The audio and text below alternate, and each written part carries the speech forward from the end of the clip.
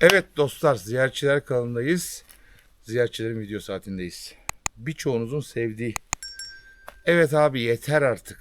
Bıktık yer altından. Bıkmayın yer altından. Bakın bu videoları izliyorsunuz ya. Beyniniz buralardan bazı kareleri, bazı bilgileri alıyor. Bunlar bir gün işinize yarayacak. Çünkü şunu unutmayın. Belki artık sıkıldık diyorsunuz ama bilgi hala yer altında. Yaşam hala yer altında. Bu hafta yine Ziyaretçiler kanalı birçoğunuzun sevdiği, artık biz paranormal videolar seyretmek istiyoruz. Artık biz işte metafizik varlıkları görmek istiyoruz ki kanalı ilk açtığım günden beri söylüyorum. Benim kanalımda bu tarz şeyleri görebilmeniz mümkün değil. Çünkü ben size gerçeği, varsa var yoksa yok diye başladığım bu yolda ziyaretçiler anı yaşar, sadece gerçekleri izler diye devam ediyoruz. Bu da ne demek oluyor? Cinleri kameraya çekmeniz çok zor. Farklı varlıkları kameraya çekmeniz çok zor. Belki bir gölge, belki bir ışık, belki bir ne bileyim silüet, belki bir mağaradaki bir yüz silüeti gibi görebilirsiniz. Ama benim videolarımda kara çarşaflı cin, peruklu cin, farklı cin arıyorsanız yok. Bir de artık şu cin olayından çıkın. Evet, cinler gerçek ama bilmediğiniz daha çok varlıklar var. Ersin'le beraberiz. Birçoğunuzun sevdiği çok eski, tarihi 300-400 yıl evvelsine giden ama şu an hiçbir yaşamın olmadı. Şu an şuna emin olun. Ersin ve ben varız. Bir tane çok uzaklardan parlayan bir ışık ve biraz sonra göreceğiniz dolunay ve arkamda eski uygarlıkların yaşam yerinin üstüne yeni gelen uygarlıkların yapmış olduğu bir köy. Ziyaretçileri kim bilmiyoruz. Kimler yaşıyor bilmiyoruz. Ama diyoruz ya, eğer cin diyorsanız cinlerin, cin kabilelerinin, cin ailelerinin yaşamayı en çok sevdiği yerler. Issız, dağ başında, dere kenarında terk edilmiş yerler. Saatlerimiz şu an şöyle göstereyim. 1:25. Birçoğunuz kızıyordunuz. Böyle yerlere ben yalnız gelmeyi seviyorum. Fakat buraya Ersin'e gelmeyi çok istedim. Çünkü bölge çok ıssız, çok tehlikeli bir bölge. Düşme tehlikesi, birçok tehlikesi var. Sevgili Ersin beni bu videoda da yalnız bırakmadı, her şeyde olduğu gibi. O zaman çok uzatmayalım. Ersin, sen bir şey söylemek ister misin diyeceğim. Hayır diyeceksin. Karanlık, korkuyorum. Korkuyor musun? Korkma. Burada çarşaflı cinler yok. Şimdi dostlar, biraz sonra bakın şu demin bahsettiğim ilerideki bir tane sokak lambası ve gördüğünüz gibi şuradan da göstereyim Ersin'i. Çok güzel bir dolunay. Çıkıyor mu dolunayda? Çok güzel çıkıyor Ersin. Kurt adamlar da çıkacak. Vallahi bilmiyorum da şu ileride bir tane ışık var. O ışık beni şüphelendiriyor. Çok sessiz, ürpertici. Şimdi köyün tarihi 300 yıl gibi söyleniyor. Şu an Ersin şöyle yapalım. Şu ışığı da açalım. İlerleyen yerlerde daha çok ışık veririz. Şimdi böyle yerlere ben yalnız gelmeyi çok istiyorum. Çok seviyorum. Şöyle ki adrenalin artıyor Ersin. Evet. İster istemez. Değil mi? Adrenalin artıyor. İster istemez. Şu an evet belki Ersin'in yanında olması bir güç veriyor ama ister istemez yine adrenalin tavan yapıyor. Çok eski taşlar kullanılarak yapılmış. Evet abi, şuralara baksana. Yapılmış yerler. Efsane yerler. Evet evet, Ve iyi de sinek var. çok sinek var. Neden? Ersin'im şu aşağısı dere, Evet, önceden. karşısı dağ. Biraz sonra çıkacağımız dağ. Şimdi eski yaşam uygarlıklarının yapmış olduğu sonradan gelen uygarlıklar taşları kullanarak çok güzel bir mimariyle bu evler. Bismillahirrahmanirrahim diyelim. Yaşam alanları yapmışlar. Hep söylerim ya, bu terk edilmiş yerlerde, bu odalarda neler konuşuldu, Neler yaşandı. neler yaşandı, ne hüzünler yaşandı, ne mutluluklar yaşandı, ne kavgalar oldu. Baktığın zaman geçmişin izleri, yapıyı görüyorsun Ersin. Kemer yapı. Eski, yani 300 yıl demeleri normal. Buradan Kafaya dikkat.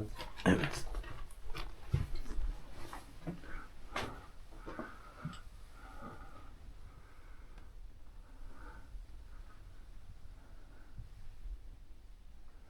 Yarasa mı var içeride? Bana mı öyle geldi?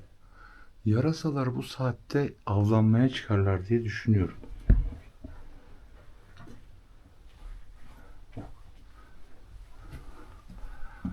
Devasa bir... Şu an sanki yerin altına girdik ha. Ersin.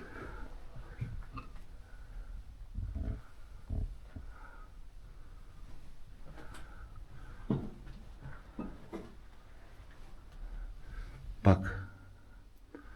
Burası evet yerin altındayız. Ersin. Orijinal. Orijinal kaya yani çok büyük yarasa bunlar. Tamam Evet. sakin olun bebeğim. Biri direkt silme geçti. Tamam. Korkmayın. Yok korkmuyorsun. Yok yani ben yarasa diyorum Evet. korkmayın diye. Rahatsız ediyoruz. Bak şurada pencere yapılmış. Şu yapı daha sonradan yapılmış. Yani şu taş yapısına baktığın zaman zaten bak duvar örgüsü örülmüş ve baktığın zaman aslında bir kaya şehri. Yine kayalara oyularak yapılmış bir şehir. Burası büyük ihtimalle şarap veya su havuzuydu. Çünkü buradan bak eski testi plastik de değil. Oradan buraya bir şey akıyordu. Şuralar dağılmış, kırılmış.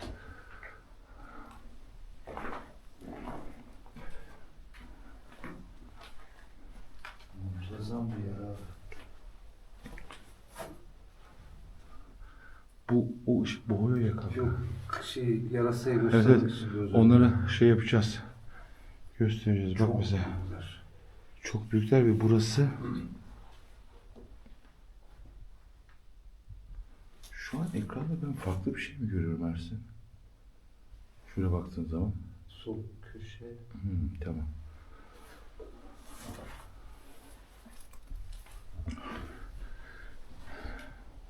Bak şurası Ersin. Sonradan sıvanmış. Demek ki buradan bir gidiş var. Boş. Arkası boş. Şimdi sanırım ya ben size bir şey söyleyeyim mi? Bak korkmuyorum diyen buraya bir gece tek başına gelsin. Ben böyle yerlere çok geldim tek başıma. Sen de geldin.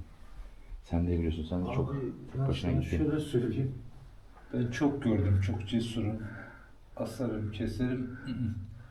Belli bir yerden sonra bak sessizliği zaten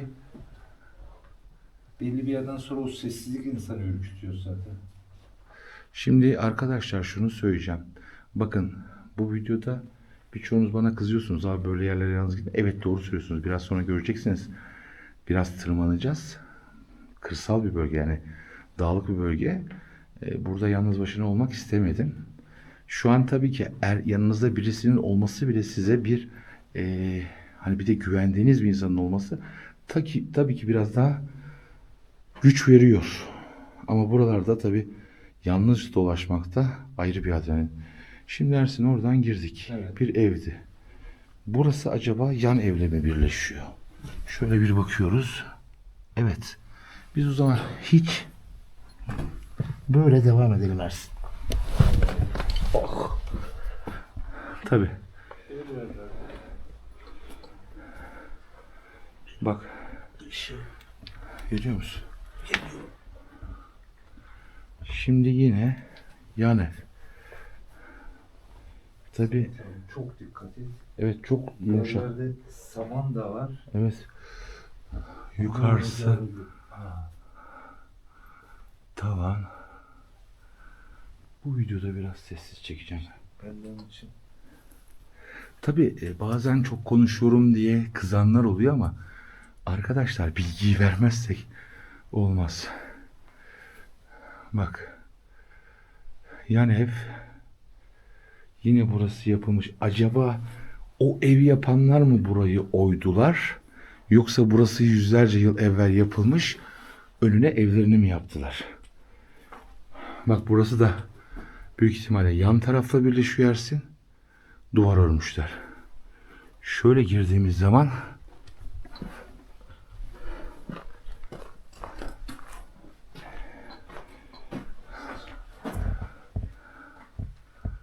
Yeni bir yapı. Yalnız bak kayalar falan nasıl duruyor Ersin. Ayağının altına çok dikkat et. Bak burası boş. Evet. Altı. Şu taş mesela dibek taşı, öbek taşı. Konuşamadım. Ve arkadaşlar böyle yerlerde ister inanın ister inanmayın ciddi anlamda burada birilerinin bir takım enerjiden olduğunu hissediyorsunuz. Ben mesela burayı gördüğümde ilk seninle gelmişim. Şimdi burası aynı boyu tuzağı gibi. Tabii. Şimdi yukarılara çıkacağız. Yukarıları hiç bilmiyoruz. Bak şuradan girdik Ersin.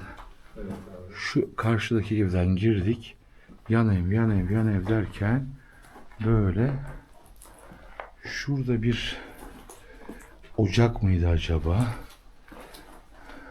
Ocak olabilir abi. Bak burası da Evet, burası bir ocak abi.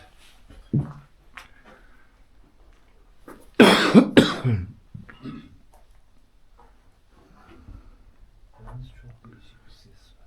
evet. Dışarı doğru çıkalım biraz. Niye sessiz konuşuyorsam. Penceresi. Bak kapılar ne kadar güzel. Nizami.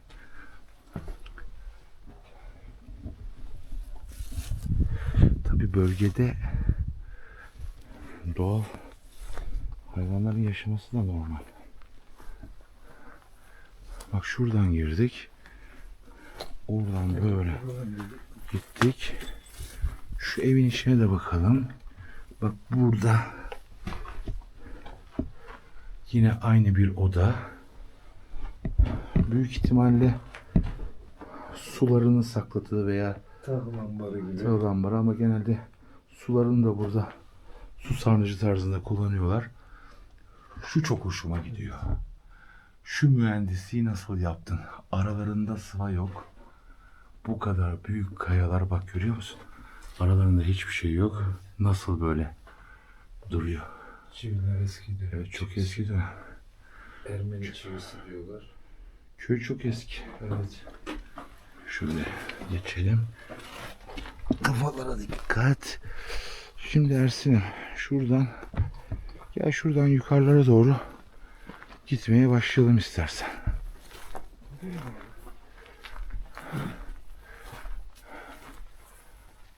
Şimdi burası farklı bir yer gidiyor. Yerlere çok dikkat ediyoruz. Burası altta kalan bir ahır gibi kullanılan bir yer. Büyük ihtimalle yan tarafla bağlantısı var. Ama şu Kekik. evet. Kekik değil mi? tatlı Daha keki. Şimdi şuradan değil de Ersin. Şuralara yerlere çok dikkat edelim. Çünkü çukurlar var. Şuradan fark edemediğimiz bir kuyunun yolu. evet. Şuradan bizim yukarılara çıkmamız lazım. Şunun kenarından Mesela bak ben şu arkalarda da kapılar görüyorum Ersin.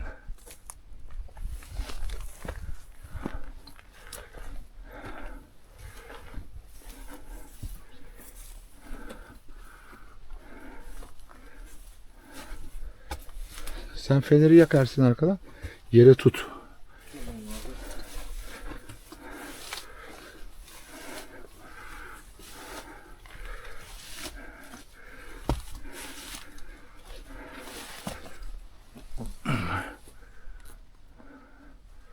Bir üst sokağa çıktık.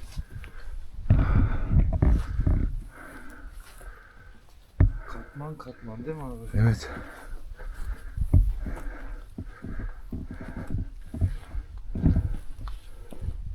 Büyük ihtimalle Ersin şu evin şu yanından geçtiğimiz evin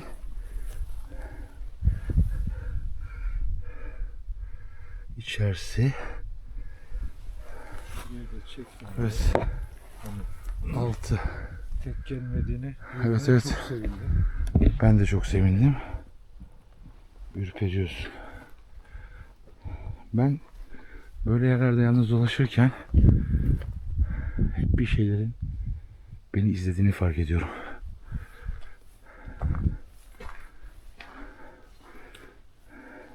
Şey çok farklı Serhat abi. İzlemeyle çekmek çok farklı. Tabii tabii.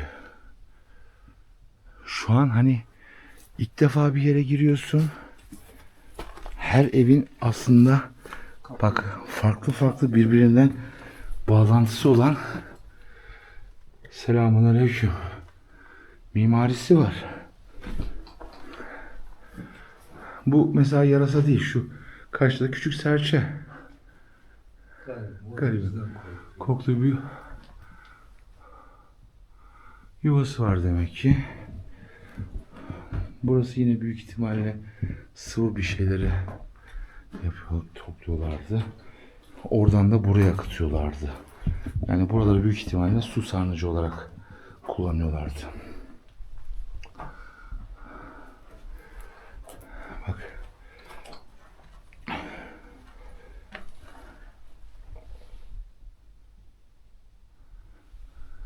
Bak burada bir oda. Şurası kapalı mesela. Acaba o içeriye mi bağlayacak? Mesela gidiyorsun, küçücük bir yer bekliyorsun, kocaman devasa bir yer geliyor.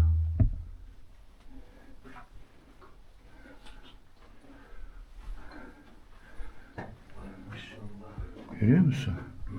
Bak şurada şey var. Eski dönem kulp, testi kulbu. Ve şu ana kadar neye mutlu oldum biliyor musun Ersin? Ne abi? Bak şimdi şu yerdeki, şurası bak, şu yerdeki çukurlar buradaki mezarları mı simgeliyor acaba? Yoksa başka bir amaçlı mı? Bak bu da yan tarafa geçiyor. Evet, burada bir yan tarafa geçiyor. Ona dışarıdan da bakarız. Bakarız abi. Şu delikler acaba mezarı mı simgeliyor, yoksa acaba hayvanlar su içsin diye bir şey mi yapıldı? 5, 6, 7. Orada da var mesela 8. Yani Bak şurada bir kapı varmış. büyük ihtimalle. Bu kapı sonradan duvar örülmüş. Şunu görüyor musun? Ateş tuğlası. Evet, ben tam Ocak. sana- Bak, Farklı bir üstüne taş. Bak abi. Kafanın üstüne bak. Tabii. Üstünde de büyük ihtimalle havalandırma bacası. Tabii taşlar gelmiş. Şu sesmiş. Şu sesi arıyorum deminden beri. Ama şu sonradan mı yapılmış acaba ya? Büyük ihtimalle yeni dönem gibi gözüküyor da. Evet. Ama Bayağı da. bak içeriden taşlara bak abi. Evet. Hani tamam sıvaması belki yeni dönem olur ama taşlar yine Bak mesela şurası da sonradan örülmüş. Bak karşıda işaretler var, görüyor musun? İşte diyorum ya, buralarda ister tek başınıza dolaşın, ister yanınızda 3-4 arkadaşınız bu enerjiyi alıyor ve buradaki yaşayanların izlerini görebiliyorsunuz. Evet. Şimdi yoldan bir üst sokağa çıktık. Dolunay yine her zamanki gibi. Şimdi seyretsen. Venüsçüleri, Merkürcüleri, Jüpitercileri. Temmuz ayında Oğlak Burcu'na şu olacak. Koç burcuna şu olacak. Herkes de ha. Bak o demin girdiğin yer burası. Buradan mı devam edelim Ersin? nasıl istersen abi. Buradan. Gel bu yoldan doğru gidelim. Değil mi? Bir de kamerayı benden bana çevirme korkarlar. Yok canım. Yalnız yer muhteşem abi. Çok güzel. Hoşuma ne gitti biliyor musun? Şu an girdiğimiz evlerde Ademoğlu yazı yazmamış. Veya ben göremedim. Yok. Su sarnıcı gibi. Derin mi? Yok. Bak burada kayalara oyarak basamak yapmış. Ve böyle bir ev yapmış. Bu arada Çok güzel. şu feneri de deneyeceğim. Dış ortamda. Evet, çok güzel aydınlatıyor. Buradan.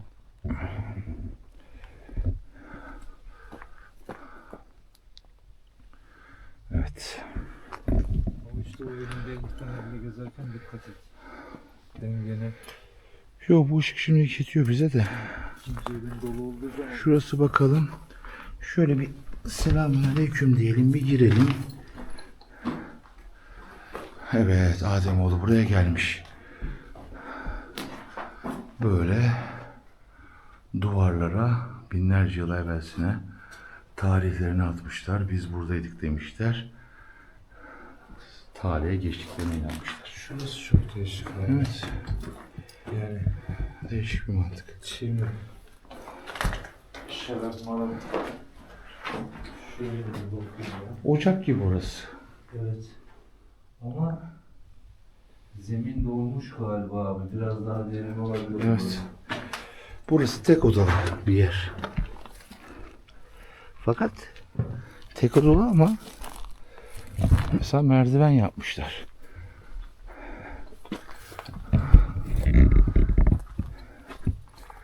Yanında bir oda daha var. Şöyle içeri girmeyeceğim çünkü küçük bir oda ama şu sanki duvarın arkasından bir yere gidiyor mu?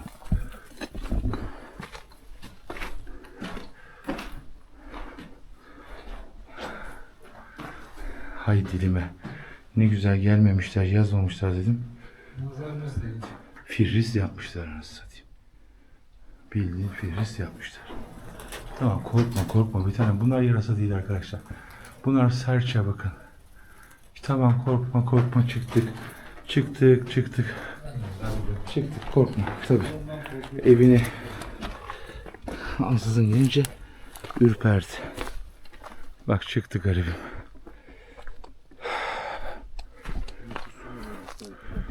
Şöyle devam edelim Ersin.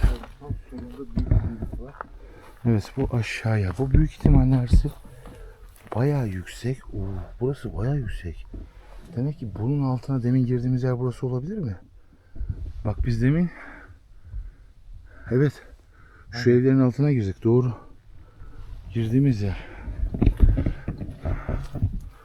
Burası böyle bir yine evmiş. Şöyle yapalım, şöyle gösterelim.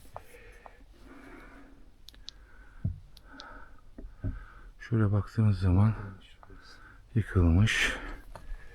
Yine dikkatli gidiyoruz. Daha yeni dönem mimari içeriye girmek istemiyorum çünkü bir Ademoğlu gelmiş yazmış. Burada biraz daha eski dönem. O büyük ihtimal. Tabii bak, bu yeni dönem mimari taşlar falan sövelenmiş. Burası yine şöyle yapalım. Büyük bir alan.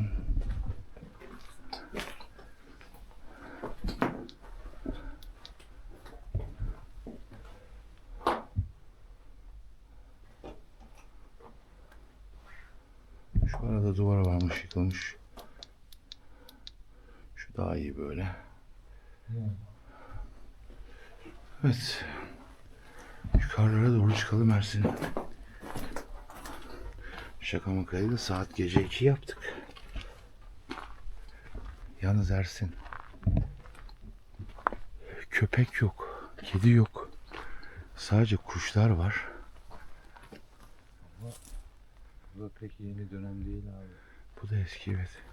Ve sessizlik var, fark ediyor musun? Zaten o sessizlik beni korkuttu. Şöyle bakacağım şu fenerle.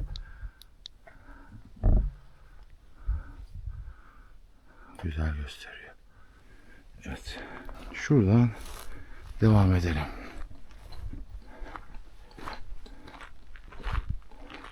Şimdi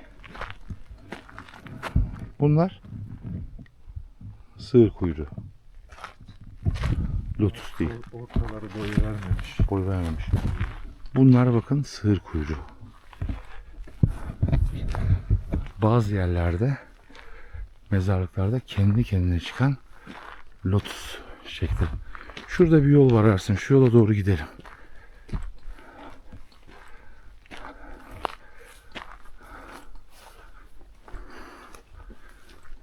Burada dikkatli olalım. Çünkü küçük çukurlar bizim direkt aşağı gitmemize sebep olur. Ve ciddi bir, bak şimdi alt yoldaydık Ersin. Şu an zamanında köyün üst yoluna çıktık. Gördün mü?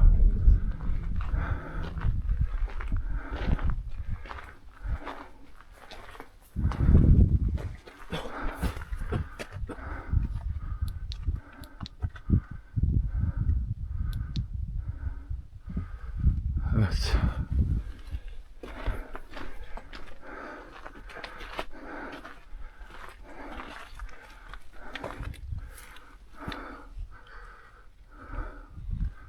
İçeride odalar.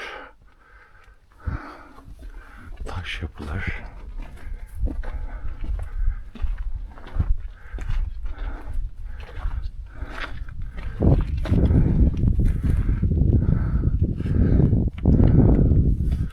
Yine odalar, duvarlar örülmüş.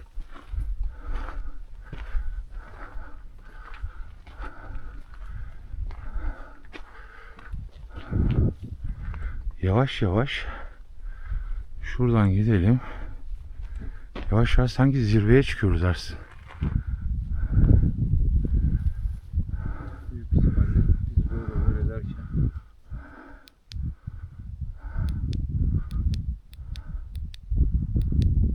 Evet. Çok büyük Ersin.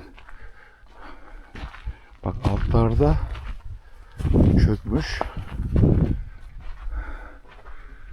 Şurası, şu çatısı demin cami olarak kullanılan yer. Bu devasa yerler aşağılara çökmüş. Buralar çökmüş hep.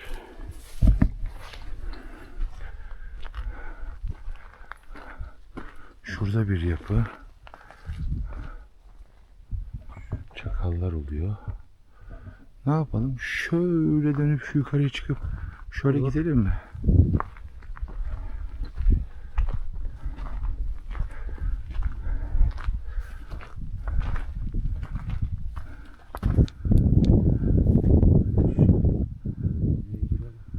Ama yok, sonu gözüküyor zaten.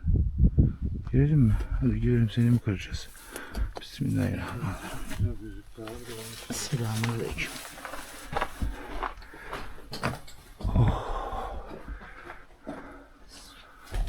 Bak ne kadar güzel gözüküyor değil mi? Dolunay pencereden. Evet. Belki de burada oturup Dolunay'ın seyrediyordu bundan 300, 400 bin, 2000, 3000, 5000, 15 bin yıl evvel. Şu ışık daha mı aydınlatır abi? Işık olsun, boş. şu şey diyor ya, biraz daha Bak beyaz. şu kemer. 1, 2, 3, 4 kemerden oluşuyor. Yan.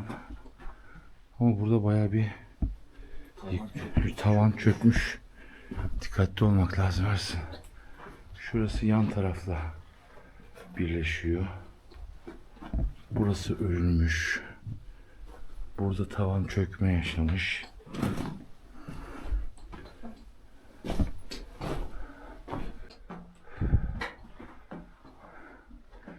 Mesela şuradaki, hani bilmiyorum gözüküyor mu ama şu 1, 2, 3, 4, 5, 6, 7, 8, 9, 10 tane çizgi ne anlama geliyor? Ve niye ufaktan büyüyor? Evet. Bak burada büyük ihtimalle çakal izi, ama niye sadece burada, şurada? Kenardan yürümüş. Burada ağır bir koku var. Tıkadı beni.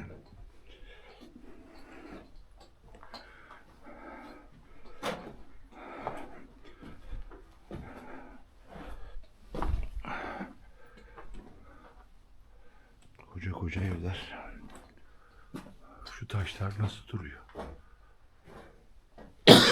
Allah Allah. Boğazıma kötü bir koku oturdu ya. Evet. Böyle yerlerden çıkarken hep karşıma bir hayvan çıkacak. Bak benimle beraber çıktı. Bizi takip ediyor kuş. Burası da keza aynı. Dibe kadar gidiyor böyle. Ama sanki burası aşağıya kadar gidiyormuş ama çökmüş.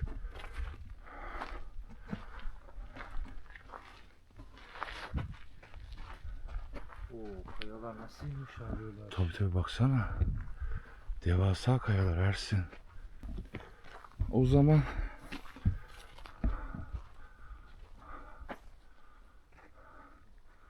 gel Ersin'im şuradan devam edelim. Bak burada zaten böyle bir basamak yapılmış gibi. Yalnız bakar mısın bu tonlarca yüksekliğine şuralardan kopmuş gelmiş Ersin.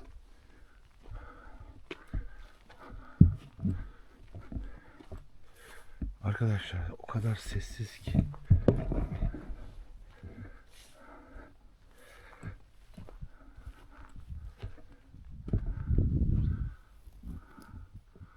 Şuralardan kopmuş gelmiş Ersin. Bak buralardan şu koca koca kayalar yani muazzam yükseklikli kocalar şuralardan kopmuş dersin.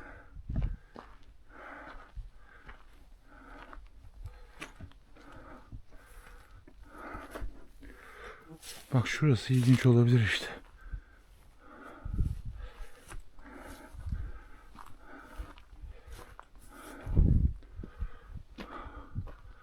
Şuraya bak Ersin. Nasıl kopmuş o? Evet. Tilki mi o? Yavru. Yavru tilki. Şu ışığı tuttuğum yerde arkadaşlar bana bakıyor. Yavaşça gitsene. Dur bakayım. Ulan garibim ne güzel. Mama var mı yanımızda? Var arabada. Arabada. Aşkım. Korkma sakın. Güzelliğe bak. Anneni mi bekliyorsun sen? Adam şunun kulaklara bir bak. Küçücüksün sen. Sen anneni mi bekliyorsun?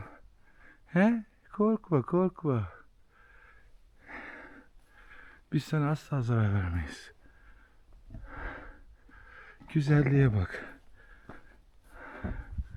Korkma gitme. Gel. Gel sana mama vereceğiz. Gitmeye dedikçe da duruyor seni dinliyor abi. Gel. Gel bak sana mama vereceğim. Gel mama vereceğim sana. Nasıl dikildin? Tehlikeli değiliz biz.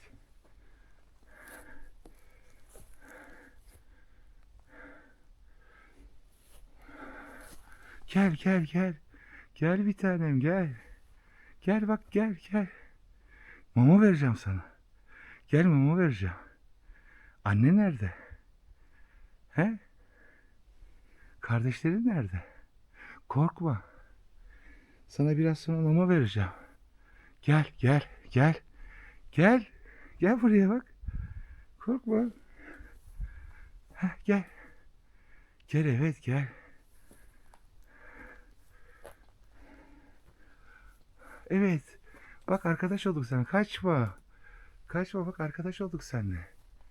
Gel. Görüyor musunuz arkadaşlar? Nasıl tatlı. Burada belki de annesini bekliyor. Gel. Şimdi ben arkamı döneyim. Arkamdan bakacaksın değil mi bana? Yanına kadar geldim. Kaçmadı. Çünkü ona zarar vermeyeceğimizi biliyor. Ama dur, annen gelir. Annen gelirse sıkıntı. Evet bak. Gel gel. Gel bak. Kaçmıyordu artık. Sen ışığı tut oradan, ben şuradan bir bakayım abi ona. Rahatsız da et beni Mersin ya. Yok biraz. Gel, nereye gitti? Aha orada hala. Gel. Kalbim çok korktu. Gerçi şey yapmıyor yani. Korkup kaçmıyor da. Nereye gittin? Evet. Bizim amacımız seni korkutmak değil ki. Anneni mi bekliyorsun sen? Hadi. Biz şimdi sana biraz sonra mama vereceğiz, tamam mı? Hadi bakalım. Ersin şunu alsana, ben çıktım buraya. Yavaş. Geri geri. Düşme. Oh. Oh, annesi büyük ihtimalle hava çıktı. Ben yukarıda bakarmış. Orada bizi dinliyor. Bir de gel gel dedikçe geliyor Ersin. Orada yuvası var. O şey yapmayacağını biliyor, sen zarar vermeyeceğini biliyor ya. Şurada şuraya araya giriyor. Evet. Hala orada. Hadi gidelim. Rahatsızlık vermeyin. Bak burada zaten Evet. hayvanları yemişler. Annesi ona şimdi mama getirecek. Bak görüyor musun? Evet. Devasa kayalar. Yukarılarda şunlar. İşte vahşi dediğimiz hayvanlar bile sizlere resmen dinliyor. Şuraya bakacağım, merak ettim. Evet. Burası çökmüş. Evet. Şuraya baksana, sanki kesildi. Tabii tabii. Burası çökmüş. Burası eski uygarlıkların yaptığı, ama gidiyor mu içerilere? Burada bir kuşu parçalamışlar. Şurası yan tarafa gidiyor Ersin. Şurası yine böyle. Biz geldiğinde şu evin içinde benim yavaş aman Ersin. Benim dikkatimi çeken şu kayaların dibine yapılmış evler. Evler oldu. Şimdi tabii terlediğimiz için de buradaki sinekler de arkadaşlar ciddi sinek. Mesela şu evler. Çünkü direkt kayaların altına yapılmış. Maşallah, sendeki gözle nasıl oradan gördün.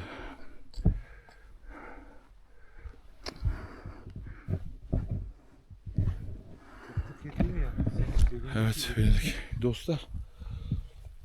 Burada biraz dinlenelim. 44 dakika olmuş Ersin. Çok yer var. Yukarılara çıkacak. Videomuz devam ediyor. Yani hep istiyordunuz ya, terk edilmiş köy, alın. Bakın, ıssız. Tamamen terk edilmiş bir köy. Adrenalin yüksek. Yalnız olsak çok daha fazla yüksek olur. Buralarda da yalnız dolaşmak ciddi riskli. Belki birçoğunuz iyi yaptınız dediniz. Ersin'in yanına almakla. Genelde böyle yeni dönem terk edilmiş köylerde yalnız dolaşıyorum. Çünkü o adrenalini size vermeye çalışıyorum. Şimdi burada bir mola verip buranın misafirleriyle şöyle bir karanlıkta bir dinleyelim onları. Bakın, tilkiyi gördünüz. Orada yaşam için mücadele ediyor. Videomuz devam ediyor. Bir yer ayrılmayın. Evet. Kaldığımız yerden devam ediyoruz arkadaşlar. Terk edilmiş köydeyiz. Bir cumartesi akşamı ziyaretçinin video saatinde sizlerle beraberiz. Şöyle bir gelelim. Bismillahirrahmanirrahim. Selamünaleyküm.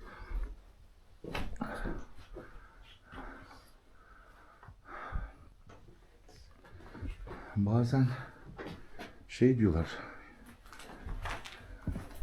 çok ışıkta çekiyorsun, bazen çok karanlıkta çekiyorsun. Vallahi bu YouTube'da kimseyi mutlu edemiyorum. Merdiven mi kalkaçtaki? Karşıdaki merdiven ama buraya nasıl geçiliyor? Şu yandan geçeceğiz. Hiç zorlamayalım. Yan evden. Abi bu yan tarafa geçmemiz lazım Ersin. Geçelim. Buradan bir geçiş yok değil mi? Yok. Aman dikkat et. Hiç merdiven. Şurada da bir çukur var. Evet. Şurası zaten su sarnıcı. Şurada bir Evet. ekstradan. Bak kurbağa. Ölmüş mü bu? Ölmüş. Evet. Bakalım. Kurumuş artık. Candan mısın? Şeyde var ya bu kendini donduruyor da. Evet evet. Bak buradan geçeriz işte oraya Ersin. Evet buradan. Bak görüyor musun? Bir de bu tip yerlerde Ersin'im bu kapılar niye bu kadar küçükmüş? Bak yukarıdan nasıl taş düşmüş Ersin. Şu taş şuraya düşmüş. Ama yine çok enteresandır. Sütunlar, kemerler hala duruyor. Yan destekleri düşmüş. Yukarıda kaya. Şimdi zaten bak şu kayayı görüyor musunuz arkadaşlar? Altına doğru yapmışlar. Burası herhalde ocak olarak kullanılmış.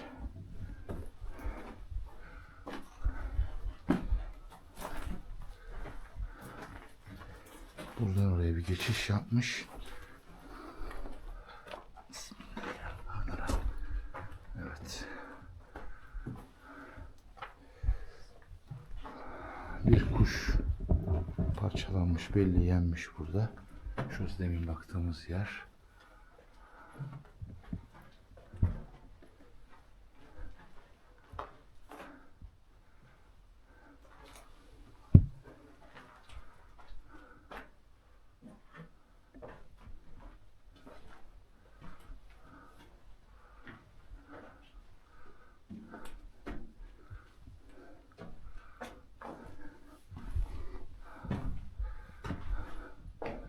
Yüksek bir basamak yapmış.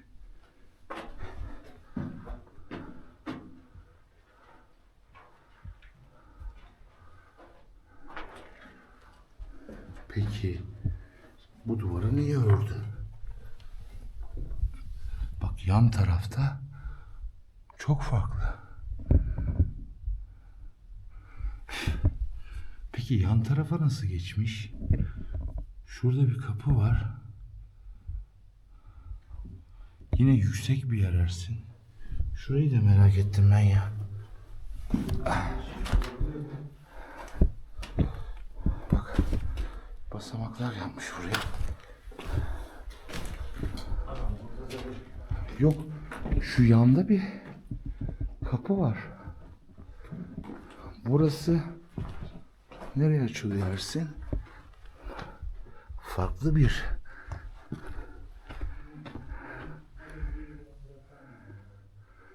Tamam oraya yan taraftan giriyor. Eyvallah. Buraya gireceğiz.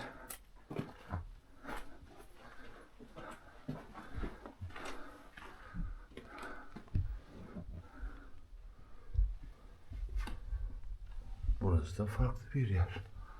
Her yer. Ve belki bak buranın ön tarafı dolunay. Şu şeye bakalım ya. O yan taraftaki niye mesela öyle yüksek?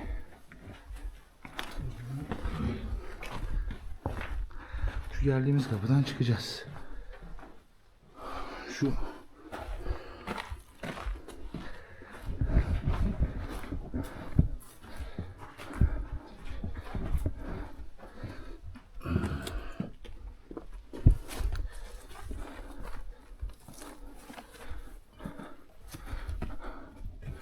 oh.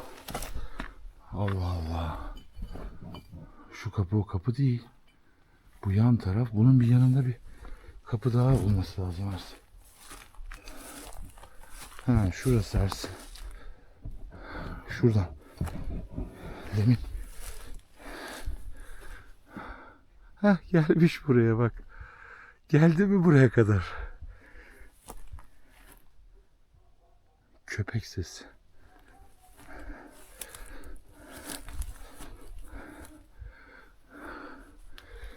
Şuraya bir girmem lazım Ersin. Orada bak. bizi takip ediyor. Evet burası. Bak. Yan tarafta evet değişik bir mimari ama Ersin çözemediğim şey şu. Tamam. Burayı ev olarak kullandın. Burayı su sarnıcı kullandın. Hadi buraları raf olarak kullandın. Bu basamakları yaptın. Şu kademeyi niye yükselttin?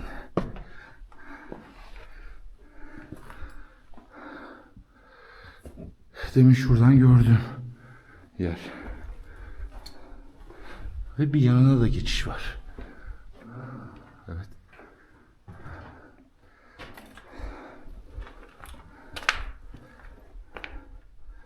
Ya şuralar bak burada şu tamam etmişler. Fakat şuralar Ersin. Az önce girdiğimiz yere geçiyor Evet. abi. Şuralar çok tehlikeli hayvanlar için. Düşerlerse çıkamazlar. Mesela bak. Burası acaba bu kademe niye yüksekti?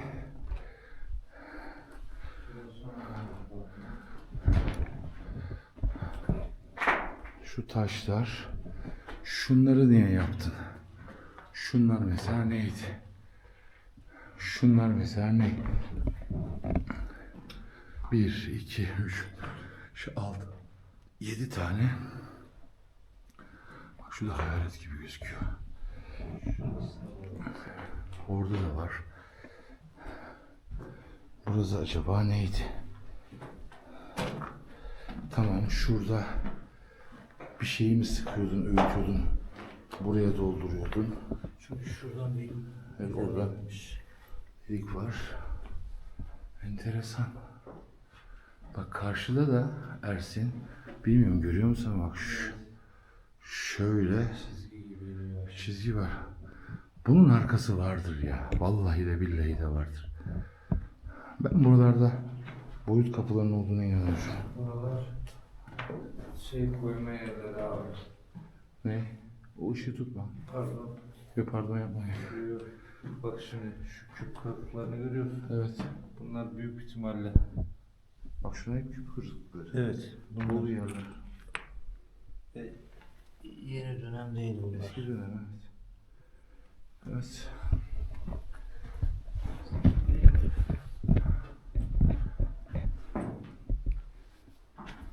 Çözeceğiz.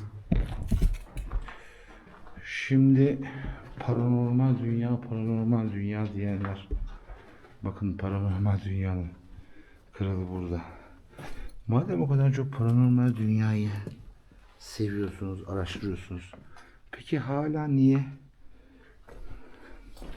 Görüyorum ki bazı sosyal medyada içerik üretenler hala sizleri aptal yerine koyup hala belli kamera efektleriyle, çarşaflarla sizleri cinlerle konuştuğunu söyleyip sizler de onları izleyip ve yorumlarını hala Allah sizleri korumuş diye yazıyorsunuz. Ben çözemiyorum yani, inanın çözemiyorum. Uf. Koca bir an yalnız kaldım.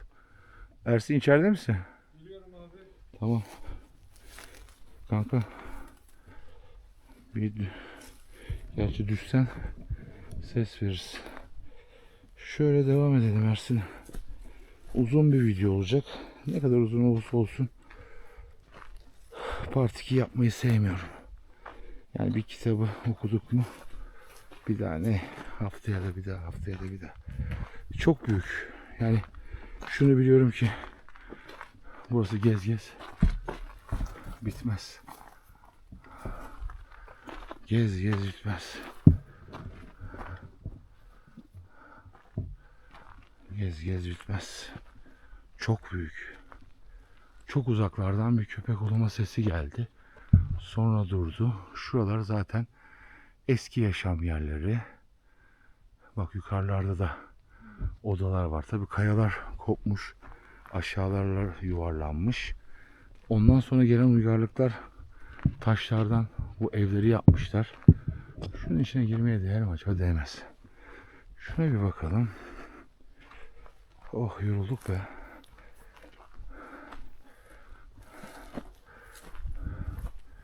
Yok, burası da çökmüş.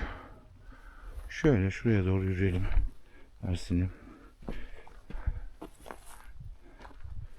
Bak altlarımız hep evmiş.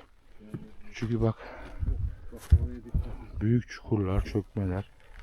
Bak bu yine alttaki evin bağlantısı. Şurasını gidiyor.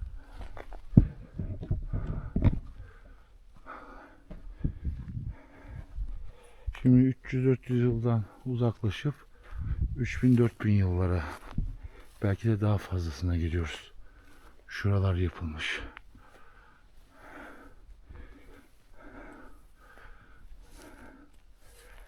Burayı birileri yapmış. Birileri kullanmış.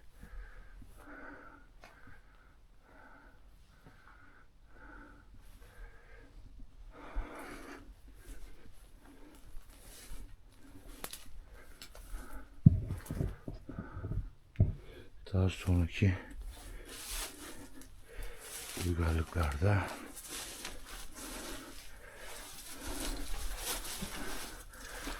buraları kullanmış. Devasa yerler.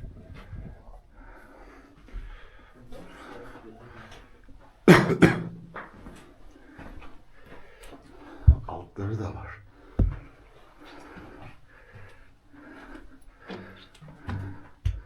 Burası büyük ihtimalle yan tarafta birleşiyor. Bir ışığı tutar orada. Geliyor mu oradan ışık? Oradan Çok büyük. geliyor, buradaki bir odayla birleşiyor. Evet.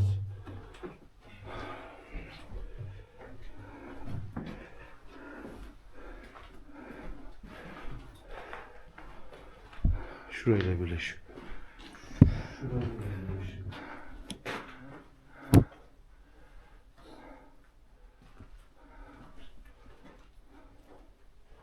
İşte buraya da çok eski uygarlıklar yaptı. Bak kapak taşını görüyor musun Ersin'im? Görüyor hala değil mi? Tabii bak.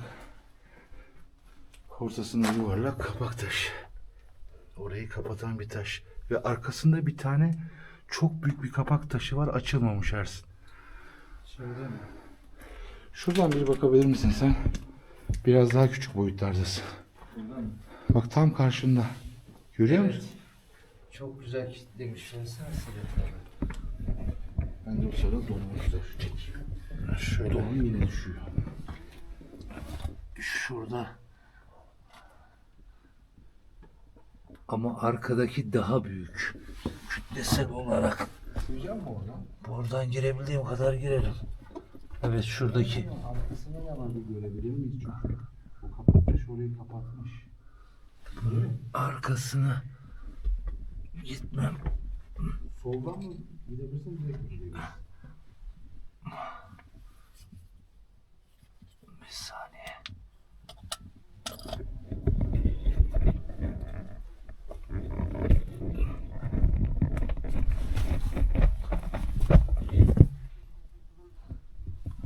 Buraya gidiyor abi. Ama geçmemiz çok zor. Bu imkansız gibi neredeyse. Bunu var ya şu sol köşeden belki geçerim diye düşündüm de. Bak şu yani Taşı oynatamayız öbür tarafa değil mi? yok. Sol taraf nereye gidiyor? Şu sol taraf az önce ışık tuttuğun yer var ya. Peki o kapak taşı bu tarafa gitmiyor değil mi? Bak şimdi bu taş zaten burada yeri var. Bak karşıdaki bak. Bu karşıdaki gidiyor Ersin değil mi? Ora gidiyor. Da işte buradan hiçbir şekilde geçemem. Şuradan şu taşını uçtan bir tutabilir miyiz kamera? Tuttun mu kamerayı? Şey şuradan mı? He. Dur bir saniye. Şarjı bitiyor, dur şarjı değiştir. Hem değiştir. Gerekirse şey yap. Kamerayı Olmazsa şöyle yapacağım ben. Şimdi Ersin'in o fener sende kalsın. Sen oraya git. bunu sonradan bana ver. Ben ilk önce Heh, kendi sen geç. pozisyonumu alayım çünkü orası Çubuğu bir ilerleterek çok içinde çekici. tutarak. bu çubuğu uzatabildiğin kadar uzat bakalım. İleride nasıl bir görüntü alabiliyoruz. Çok da gitmene gerek yok aslında. Çubuğu uzatacağın için. Hiç gitme o kadar. Çubuğu uzat. O Şuraya, yukarıdan. şuradan zaten sağa dönüyor. Hani benim derdim biraz daha ileriye sokmak. Çevireceğim. O zaman bunu açacaksın. Başlat. Bak şu an çalışıyor. Tamam.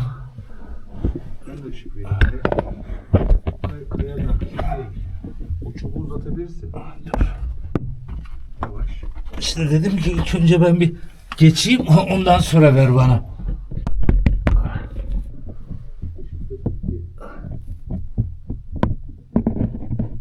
İleriye doğru gidiyor. Dur biraz daha uzatayım şunu.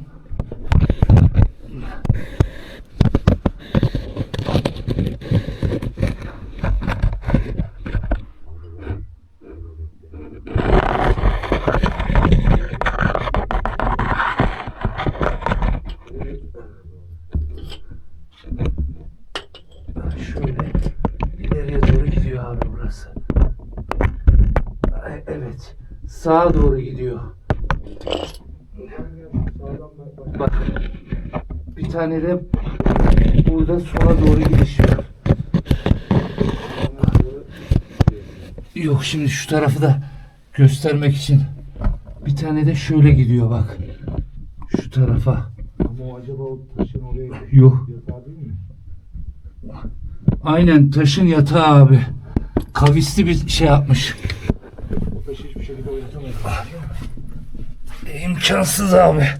Yani şey neydi?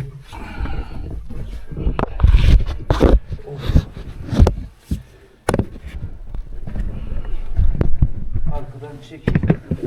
Gel kardeşim gel. Böyle olmazsa keserim. Şimdi şöyle bakacağız. Şimdi bak zaten burası bir kapı gibi. Şurada bir kilit taşı varmış. Çift kilit hem de. Çift kilit. Oradaki kilit taşı oynamış ama açılmamış. Ama şimdi bak. Şöyle yapalım. Şuradan şurası, oradan orası 2 metre gelse 2, 3, 4, 5, 6, 7, 8, 9 metre. Yani bizim bu taraftan 9 metre şu tarafa bir gidip bakmamız lazım dışarıda. Şöylemesine dönüyor. Evet. O zaman bizim İnşallah. şöyle bir şey olabilir bak. Biz buradan mı geldik ya? Biz buradan mı geldik? Buradan mı geldik? Ha buradan geldik. Orası da başka bir oda. Orası da başka bir oda. Dolunay hala devam ediyor. Şimdi o zaman Ersin'im şu tarafa döneceğiz. Sola döneceğiz.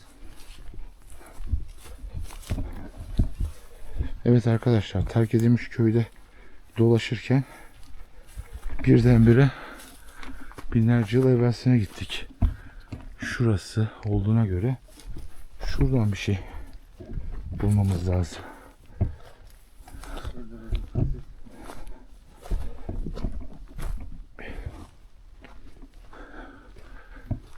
Buraya girdik ama buranın sonu yok. Şu dağın içine giriyor.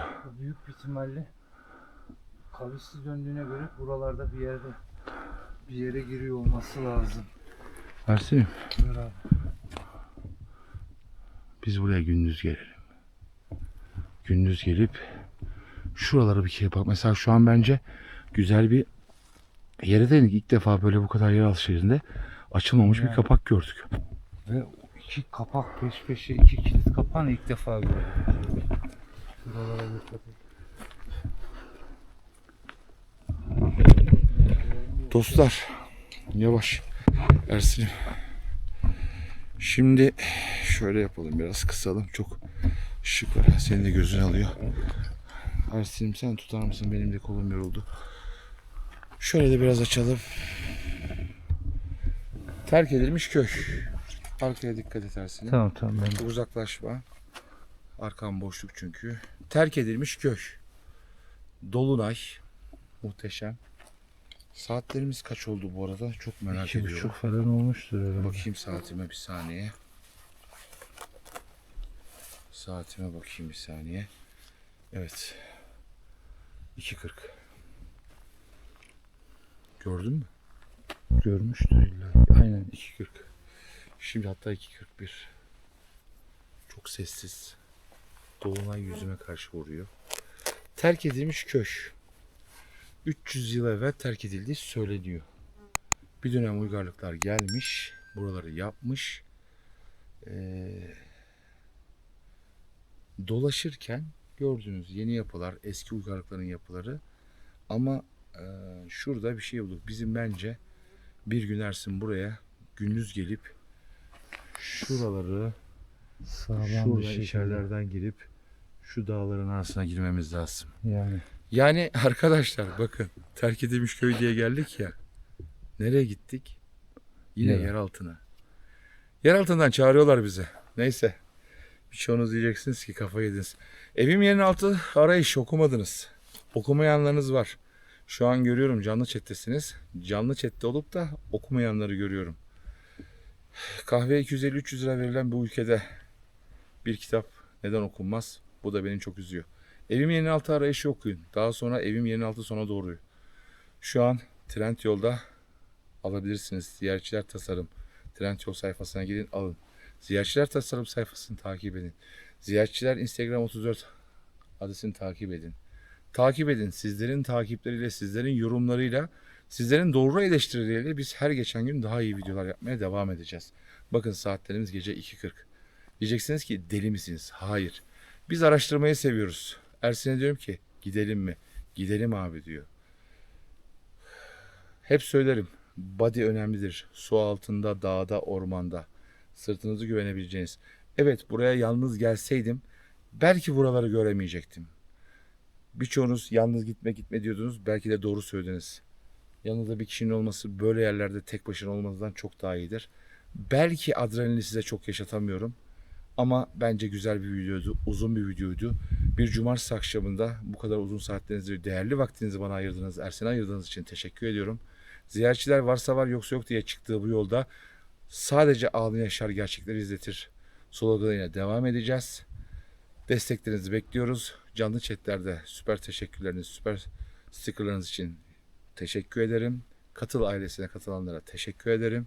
Sizlere sonsuz teşekkür ederim. Bu sessiz ıssız yerde biz Ersin'e biraz daha duracağız. Ama buraya gündüzde geleceğiz. Bu cumartesi terk edilmiş köy. Haftaya yine yer altındayız dostlar. Hepiniz Allah'a emanet olun. Ersin'in bir şey söylemek ister misin? Oradan söyle bari. kendine iyi baksın. Kendine iyi baksın. Kim baksın? Evet. Ziyaretçiler ailesi. Aynen. Dostlar, Allah'ın selamı üzerinize olsun.